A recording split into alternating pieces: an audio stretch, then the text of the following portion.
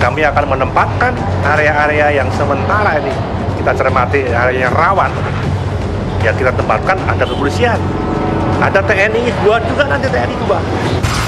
Masa sih nggak ada sipil yang jago, yang bisa kamu ke sana, bisa lah. Saya kan bisa juga kan kelihatan lebih tegas dari polisi dan tentara kan. Bahwa di situ sudah dijabarkan juga diatur TNI harus netral. Ya. Sudah pernah ada PLT Gubernur Aceh dari TNI dan PLT Gubernur Sulawesi Barat dari Polri.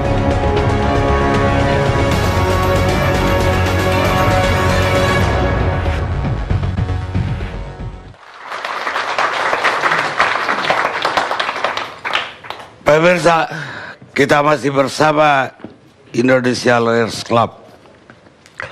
Sekarang giliran Ketua Umum PP Muhammadiyah, Daniel Anzar. Pemuda Muhammadiyah. Oh, udah. Cepat sekali nanti. Bismillahirrahmanirrahim. Assalamualaikum warahmatullahi wabarakatuh. Saya mau buka dengan pantun, Bu ya. Rancak perangai anak padusi, sate padang kegemaran Buya Karni. Kasihan polisi ditarik ke politik tanpa henti. Jadi Buya Karni Ilyas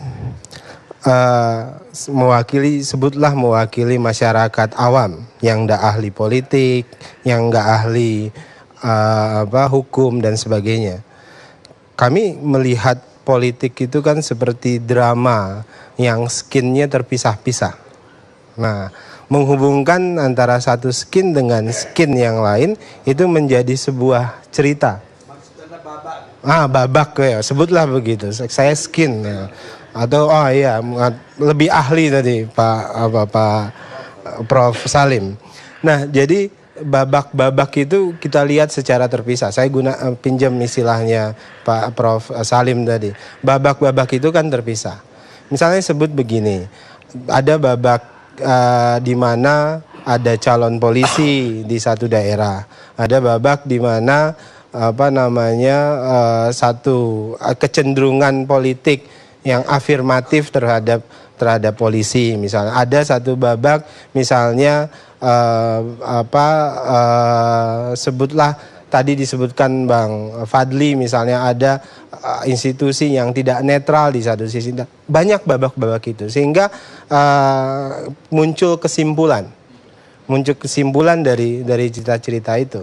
Nah, kita melihat apa yang disampaikan oleh Pak Menteri Dalam Negeri itu menjadi seperti cerita upaya menarik polisi pada politik kembali. Atau sebutlah tadi istilah Buya Karni ada dui fungsi, atau istilah yang paling tepat ada multifungsi. Sebenarnya tepat tadi disampaikan oleh Bung Haris bahwasannya kasihan sebenarnya polisi, upaya polisi untuk memperbaiki diri, tapi kemudian destruksi politik nggak berhenti-berhenti.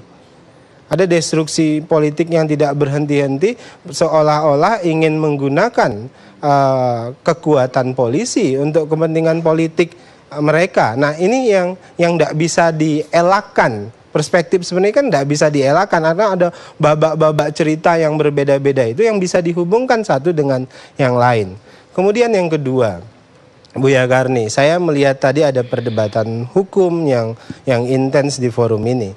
Tapi kita bernegara di negara yang punya ciri negara yang adabnya tinggi, itu tentu punya ciri utama, itu bukan sekedar berpijak pada konstitusi, tapi ada pijakan yang jauh lebih penting selain konstitusi, yaitu etika. Kalau dalam bahasa agama, Rasul menyebut beragama itu bukan tentang syariat saja. Ketika Rasul ditanya, "Mad-din ya Rasul, agama itu apa?" Rasul jawabnya, "Ad-din husnul khuluq." Agama itu adalah akhlak yang baik. Atau akhlak kita kaitkan dengan etik. Nah, etik kemudian yang untuk menghindarkan banyak kecurigaan, punya sakwa sangka dan sebagainya, itu penting. Karena tadi babak-babak itu tadi yang kemudian memunculkan sakwa sangka di depan publik.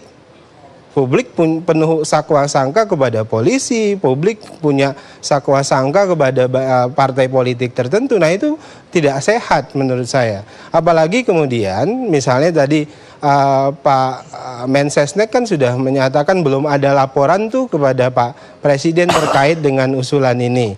Bahkan sekarang akan dilemparkan ke Pak Menko Polhukam. Nah, saya melihat kok seolah-olah kabinet Pak Jokowi hari ini kok jadi banyak seolah-olah seperti banyak tuan.